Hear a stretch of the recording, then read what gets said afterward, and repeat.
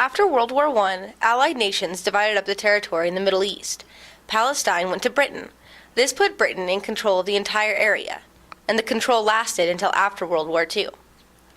Following the atrocities during the Holocaust, the newly founded United Nations started talking about a Jewish nation. And in 1947, they voted. 33 of them voted for a Jewish nation, 13 of them voted against, and 10 of them abstained from voting. In 1948, Resolution 181 was written and carried out. This partition divided Palestine. Half was to create the new Jewish nation, Israel. The other half was left to the Palestinians. This partitioning of an entire nation caused tension between two peoples that would last for decades.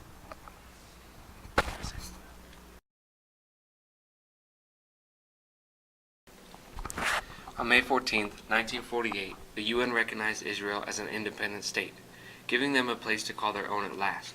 But almost immediately after they were granted statehood, the surrounding Arab nations launched an attack. On March 22, 1945, 6 countries joined together to form the Arab League, and it looked as if the new state of Israel had no chance of survival. But even with the armies of Egypt, Iraq, Transjordan, Lebanon, Syria, and Saudi Arabia attacking them, Israel was much stronger than they were. These 6 countries all faced one major problem. They had no coordination to their attacks. They all attacked as separate units, and it was much easier for the very strong and very coordinated army of Israel to defend itself.